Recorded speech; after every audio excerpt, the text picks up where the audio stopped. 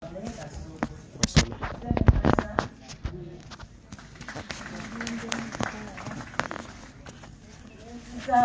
mwanyinaze Kibuli David yenzizaako muwala wange ono muwala wange naye bikasera abeera mu bya politics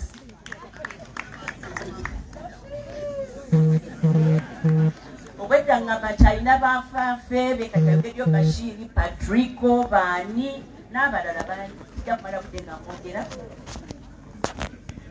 nenzizaako akwatidde akazindaalo mutabani wange Saalongo bagambye amannya abantu teboogera amannya naye Saalongo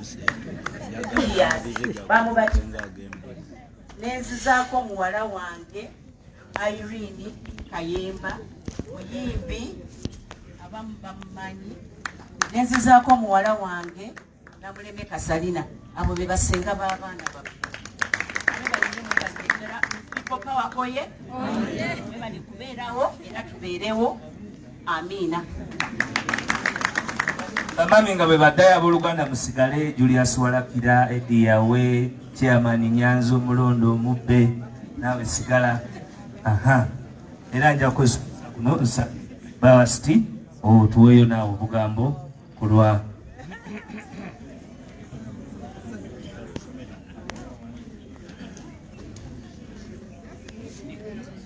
Nebuba tomanyi kwogera omufumbira waisitwa nga abadde ayogera ng'owulira mu bugambo bw'ayogera era olondamu byogamba basebo ne bannyabo nebaza Katonda olunaku luno ebisinga ebitukwatako babyogedde nze nakola omulimu gwali mutono nnyo gwakusooka bano bonna kuzaali nga faaza bwagambye nti talina musango nange saalina musango kuba nze ne basooka okuzaali kozi omulimu gwe nakola ogwokubiri nti amabeere nanyonkanga mbalekerawo temulaba wa abulamu olunaku olwali lwa kitiibwa Ssebo Honorable ate nga President elect nti abantu abali wano bonna tebamanyi nze nzekka nze mmanyi nti jjajja ffe azaala kitaffe bamuyitanga Malita Nakirijja. Lunaku lumu naye nga siraba waali emyaka egyo simulaba mbu watambulanga abantu bakyamanga makaba g'abantu nga bakugamba jjayo ekibatu kyo ojjayo ekibatu ng'omusajja ayimirira ng'akwogerako ebigambo. Omusajja bw'ati yakyama n'akwata ekibatu kya jjajja n'akyogeramu ebigambo n'abyogera n'amugamba nti wazaalira bwereere abaana bo bonna bano bajja kulekawo naye mu bo mulimu alikulekera omuntu aliba wa kitiibwa bali mugguliranga enzigi. Ebyo ebigambo byokka byenzijukira. Bannange Kyagulanyi accident si kabenje si ghetto si generation nga waiso bwagamba aliko obulansi. Kale Ssebo nebaza Katonda Father agambye wazaalibwa niyakuzaala singa teyandikuzadde wamama teyandikuzadde muganda fazadde abaana afunye ebitiibwa nona abifunye kambi yanguye mama yesimbyewo negigi yesimbawo Museveni katugerayo nona akoze eki yesimbyewo nolwekito kiba kikitutawaanya kibayisaako amaaso nga tusinza ebirala byonna emabega. Kyagulanyi yesimbawo ng'akutte constitution ya wano alina wayita mu constitution y'eggwanga okola ki kati ebirala byonna mugambe tetwagala kukola ki kumanya okujjako kyetwaga okumanya bw'aba ng'ayina akatuli oba akamoni mwayita okwesimbawo naye wabanga yeesimbyewo ku tteeka ly'eggwanga ebirala tetwagala kukola n'ebigambo ebyo pulezidenti nkwebaza tubagambye tukutalo twatandise lutandike ekyo ne tekyazizaamu bato bokka maanyi naye n'abakulu bonna bazeemu amaanyi abantu bawano baagala okulwana era bw'oba mu ebigambo by'okulwana bo bali azaamanyiza nnyo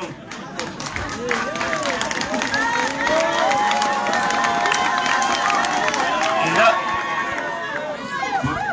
bwewabagambye nti tutandika butandisi gy'oyita eyo ojja balaba nga batandika gweojja balaba nze amaaso aganyi tegatyawo kyoba nteekako walubiri nojja batulabira nga batalina maaso ojja balabira naye nga mpunzika banange famire eno wankodde omukulu agamba nti geto ye tuli ba geto wonna we twabazaali geto nange gye naye tayali geto naye tuyina obuvo tuyina omukulu mu byobufuzi ogutali muyiiye si mupange pange omukulu ogwo kuliko amalaalo n'ebijja saagala kubuuza by'obwami ojjuka sibimanyi togamba nti jja bibuuza biri sijja bibuuza ngamba ebyaffe tulina obujjajja gye bukola ki gye buva kannabulemu mutundwe bubuule gomba bujuuko mitiyana mubende tuyina omukululo tetuliwo nti tuzinga akabenje nti tuyitirize nedda tuyinza okuba nga tuwalula omukululo oguwera emyaka 4 n'okuba nti tetubadde tetulabika tetutegeeza nti kati temutulaba kati mutulaba naye tubajjukiza bujjukiza nti omukululo gukola ki okuva ggulu nebaza abantu babiri abalala bwe sibebaziza bannaye mu nsonyi oba basatu nebaza ekereziya katolika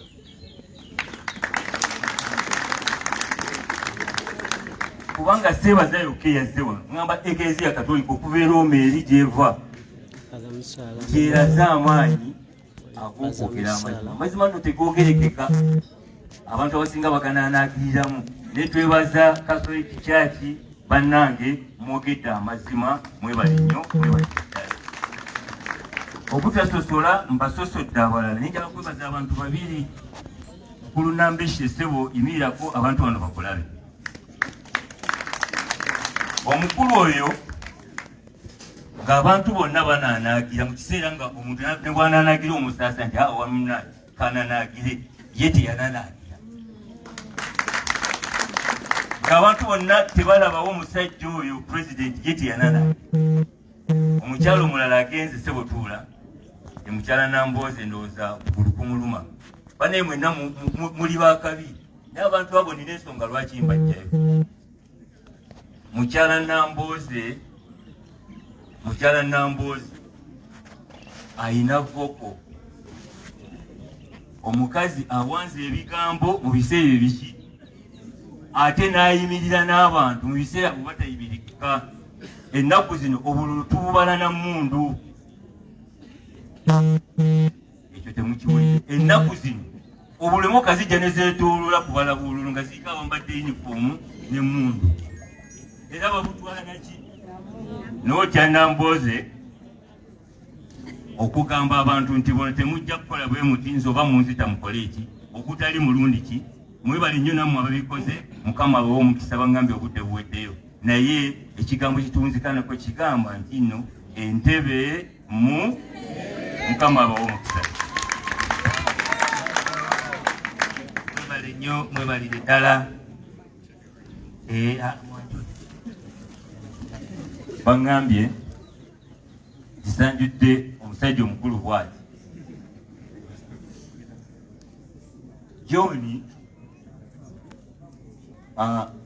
nenana ebintu byenkoze nasaba obwamaneja bwe nabusaba Lawrence bwe yagenda neŋŋamba bannange era ffe ogende eri ebunaayira onoonye nga John ali wano bagenda bonna okumagamaga nga balabaani ono ye mwami John Sekalega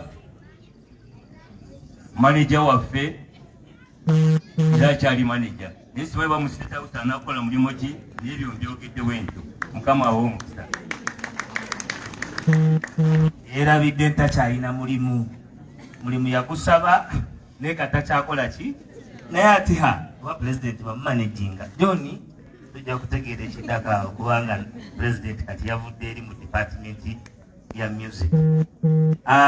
Ladies and gentlemen, let us take this opportunity. Thank you very much, the family. Together to all this opportunity without wasting any further time, inviting David Lewis, a very close friend, David Lewis. Sakala mwanjulanga Secretary General. Naye omwami oyo katuke wano mwogereko nga wali.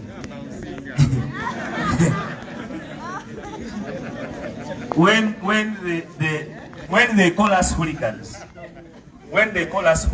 lumpens and whatever they call us, it is why they will not defeat us, because they don't know us.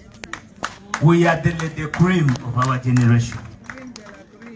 He is professionally an advocate, not only holding a degree, a first one and second one, but one pursuant to a doctorate in that faculty from the best universities in the world. And he's our Secretary General. Now, despite my age, I have had opportunity to discuss with many Secretary Generals for some time of political parties, including the one that is in power, the NRM. I don't think they match us. I know Madam Teacher Kasule Lumumba, she comes from Musoga. We have a vibrant, workaholic, intelligent, I don't know, please. I can say up tomorrow. Thank you so much, my brother, Mr. President and First Lady, our fathers in faith, dear Deputy Presidents, members of Parliament, fellow leaders at different levels, the foot soldiers, fire-based army and mission riders, Abatujuba Bobby, all those foot soldiers, ladies and gentlemen. Happy birthday, Mr. President. This is not an ordinary birthday event, as all of you might know. About 3 days ago, we were trying to see how to celebrate our president's birthday, and one of the things we were thinking about was maybe we should do a celebration, maybe we should do a lunch event or something like that. But because our president cares so much for the people and he thinks about the comradeship and the other leaders, he thought it was not proper. He said we cannot go into celebration when many of our comrades are in Chitalia, when many of our comrades are Chigo, when many of our comrades in thousands are not even known. He said we shall not do a celebration like ordinary celebrations. Yagamba ate temusekerera oluganda buluganda okuvayo bululemu okuvayo. Naye kwe twali tuplaninga birthday president waffe yagamba nti kyali tekisaana kugenda mu kujaguza abantu baffe bakyali mu makomera, abamu bali Kitalya, abalala bali Kigo, abalala nga tetumanyi nawo gye bali. Naye yagamba kale katukole ki? Katukole emisa tuwanjagire Omukama Katonda. Tusiime, we thank God, but also we pray for our country, for our nation, and for our friends who are not with us. Therefore, today it gives me great pleasure to stand here. It gives me great pleasure to stand and speak on behalf of the friends of Honorable Kyagulanyi. It's very, very humbling, because indeed, that brother is a very, very reliable friend and comrade. Of course, many other of our friends, our close friends, are not here today. As you know, Nubian Lee is not with us, Eddie Mutwe is not with us, Dan Magic is not with us, and all those other comrades who should be standing here to celebrate this event with us. And as we all know, they are not in Chitalia because they committed any crime. We know they are not in Chitalia because they killed anybody. As I said a few days ago, known criminals are moving around, sauntering in and out of airports, while our comrades are stuck in Chitalia simply because they chose to stand with a friend in pursuit for freedom and democracy in our country. We celebrate them where they are, and we know that Uganda will be free, our nation will be free. Away from that, I want to wish you a happy birthday, Mr. President, my dear friend, and relentless comrade in the struggle for freedom and democracy and the rule of law. We could certainly never ask for a better leader. You have defied the odds, challenged many people who questioned your ability to lead a revolution for a better country. And as we stand here today, many who said we were just hooligans, many who dismissed us, cannot find sleep because of your leadership and what you've been able to do in this country. We celebrate you because of your courage. This gentleman's courage challenges me because it is not easy to stand against a dictator in such times, and a very, very ferocious dictator, as you know. We celebrate you because of your bravery, standing in the midst of bullets, tear gas, and all those things, but deciding not to give up. Many people thought that after Arua you would give up the struggle, you would give up the cause, but that was just the beginning, and you have challenged us because of that. We celebrate you because of your selflessness. Look at where we are. You've decided to share your home with all the comrades in the struggle, and decided to host all of us, and decided that you're going to give yourself up the pleasures and everything else that you would enjoy as a very successful artist, but you've decided to sacrifice everything for the sake of this struggle for a better country. And we celebrate you because of that. We celebrate you because of your friendship with the common people. When I met with Honorable Kyagulanyi about 3 years ago, I was his lecturer. We met in the... And of course, I was starstruck. This is the ghetto president, the ghetto gladiator. I was told the president is in the classroom. And I went and found him seated there in class. We had very many conversations, but what stuck in my mind and what challenged me so much about him was his ability to connect with the common people. We started driving around town, and every time we would stop somewhere, and he wants to talk to the common person selling oil on the street, and the people who he was connecting with, and that kind of thing. It was amazing. So we celebrate you because you have chosen to connect, to become a friend with the common people of Uganda. We celebrate you because even when you're very great, known by so many people in this world, you have chosen to remain humble. So we celebrate you today. That even in greatness, you are a very, very humble leader, which is not very, very common. We celebrate you because you have never claimed to be perfect. You have always admitted when you are wrong. You have always been mindful that you're not a superhuman, but that you also have weaknesses as a human being. So today we are here to celebrate with you as you celebrate this 39th birthday. We know that the Lord is with you like a mighty man of war, and we know that the Lord who started a good work in you will bring it to accomplishment. The scriptures tell us that some trust in chariots and others in horses, but we trust in the name of the Lord. Even when we are weak, yet we are strong. We know that there is a God in heaven who watches over us. And we know that there have been proud leaders in the past who thought they were immortal, but God dealt with them. So we believe that you are a David of our generation, and we believe that every Goliath that has stood before the people of Uganda for a long time will come tumbling down, because the Lord is with us, and because God has given us a leader, a man after his own heart. We celebrate you because you are a godly person. I want to report to the fathers in spirit, that every once in a while when we are completely on the wall and we are stuck and we don't know where to go, Honorable Kyagulanyi has always invited us to a prayer.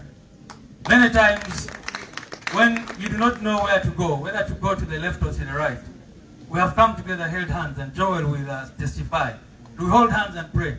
And many times, Honorable Kyagulanyi has led us, sometimes even in worship and praise. So we celebrate him because of that. So today I want to stop there with the remarks. I want to once again wish you a happy birthday. And on behalf of all comrades, wish you a long life. We know that God is with you. Amazima ga Katonda muliyamba lengule.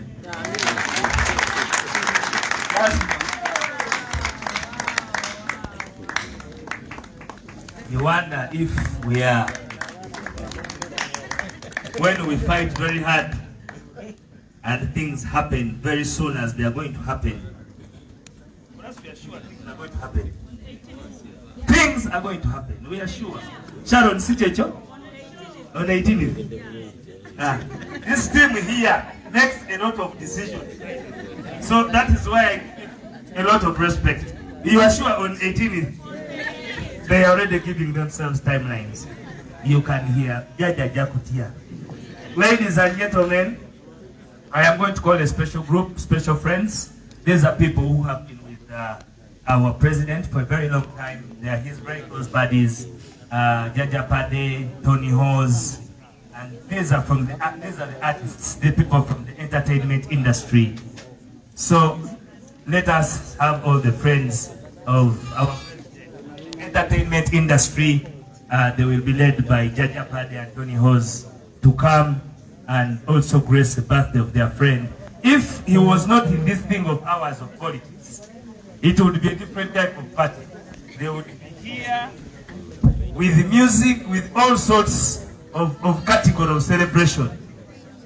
That would rock even the ground. But because if we decided to go that way still, so we decided to keep it presidentially official. So Jaja Pade, banemkawe yakayimba. Dr. Hildaman, long time, Kawimba Solo, Kawako, Young Molo, ma artist mwena. Lili Pazo Runabe. Aha.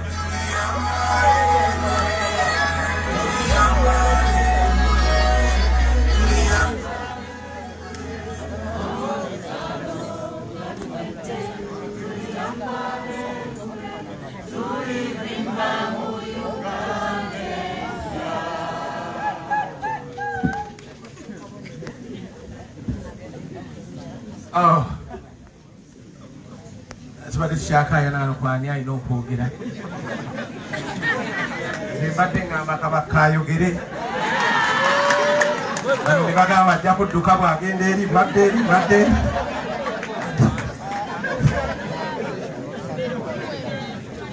Mr. President, sir, the Reverend Fathers here present,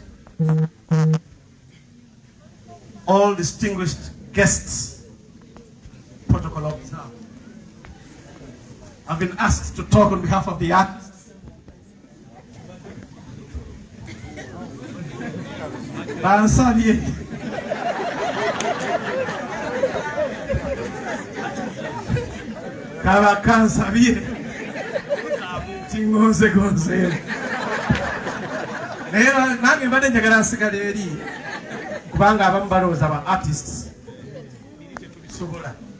Era tukweba president nti obalaze nti tusobola bingi n'okusinga bye bakalabako. Tukuyozeezo okutuuka ku mazaalibwago ag'emyaka 39.